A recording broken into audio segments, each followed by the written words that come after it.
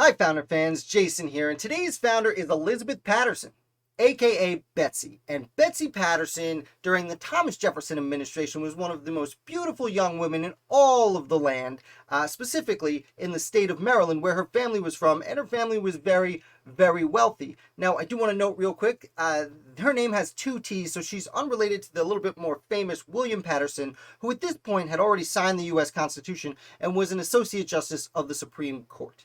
Now, Betsy's being young and beautiful and super rich when a stranger arrives on a ship. He's leading a ship, a whole fleet of ships, and this stranger's name is Jerome. Jerome Bonaparte. That's right, Bonaparte. And if you're thinking, oh, that's Napoleon Bonaparte's name, that's because Jerome was Napoleon Bonaparte's youngest brother. He'd gotten a little bit of trouble over in Europe, and his Napoleon put him on a ship to be a part of the French Navy. He goes to America looking for the youngest, most beautiful woman he could find, and he finds Betsy Patterson, and they fall in love, and they get married, and very quickly get pregnant. And they want to come back to Europe because they want to have their baby on French soil, which would make that baby a French citizen. And at the time, being a nephew or niece of Napoleon Bonaparte seemed like a good deal if you were living in France. Unfortunately, Napoleon was not impressed by Betsy Patterson, at least not by her name. The idea was, what do you mean her last name isn't Jefferson or Livingston or Schuyler or even Patterson with one T?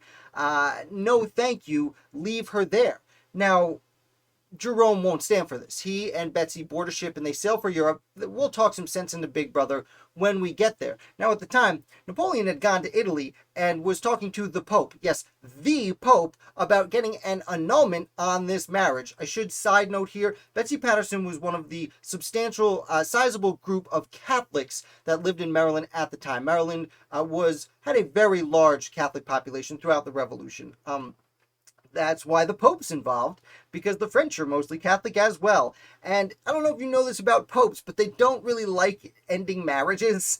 And that's essentially what the Pope said. It's one of the few things the Pope said to Napoleon, no way, I won't do it.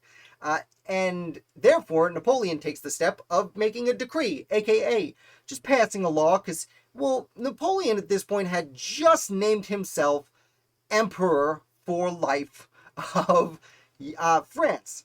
So Emperor Napoleon, he could just pass whatever law he wants. So he just got rid of this marriage. Now they get to Europe, Betsy and Jerome says, all right, I'm going to get off the ship. I'm going to go talk to Napoleon. I'll smack some sense into him, and we'll both live in France happily ever after. Now, unfortunately, that's not what happened. And in fact, Napoleon, when you're Napoleon, you generally get your way. And Napoleon did not let his brother return. And this is actually when he leaves that ship, he leaves Betsy on a ship, and this is the last time they ever see each other. Now, she's just 19 years old at this point and pregnant. So she actually ends up going to England, where she has her child, a boy named Jerome Napoleon Bonaparte, and he is an American with that name, and because the way citizenship worked at the time. Now, I should note, I did say it was the last time they'd see each other. There's one more time.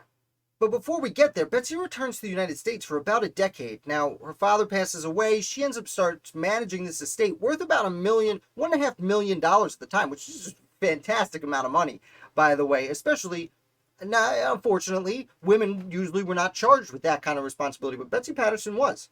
Now, Betsy raises her son.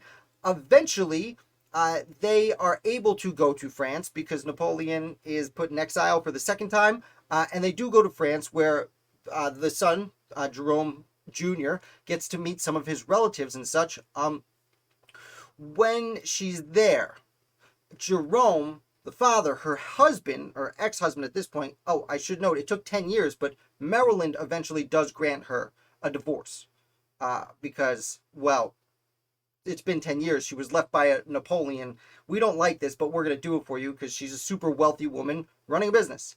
Anyway, she does return. She goes to Europe. She gets to hobnob in a lot of fancy circles because she is fabulously wealthy and has a Bonaparte as a baby.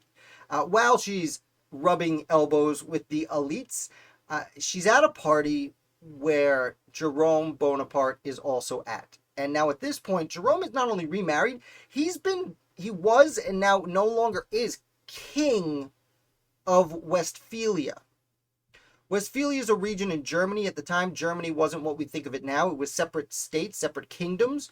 And her ex-husband, during the intervening years, had been a king, which means she would have, had Napoleon let her, been a queen in Germany.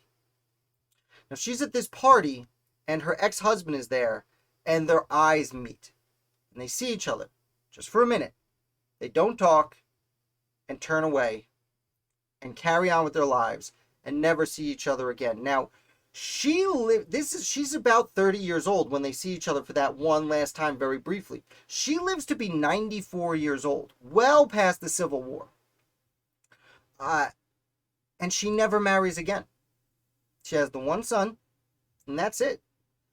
Now I can't tell you what they were thinking at the time, but I'd have to imagine that when they saw each other on accident that one time, it was probably more heartbreaking than had they never seen each other again at all, because they were reminded about what seemed to have been a love that they actually had as, I don't want to say children, but as teenagers. And it's sad. It's very heartbreaking. Now, I should note that her son, Napoleon, Jerome Napoleon Bonaparte, he does spend some time in Europe. He does meet his family, and then he actually is granted a title of nobility at one point in France, despite technically being an American. And then he has a son, Charles, who ends up being Attorney General for a time and Secretary of the Navy for a time of the United States of America during the Theodore Roosevelt administration. So just to put that timeline in order, Betsy has a kid with a Bonaparte. That kid becomes royalty. His kid becomes the cabinet member for Theodore Roosevelt, which is a fascinating twist. I should also note, too, that another Bonaparte, Joseph Bonaparte, who for a time was king of Spain, he spent some time in New Jersey at the same time Betsy and Jerome were getting married as well.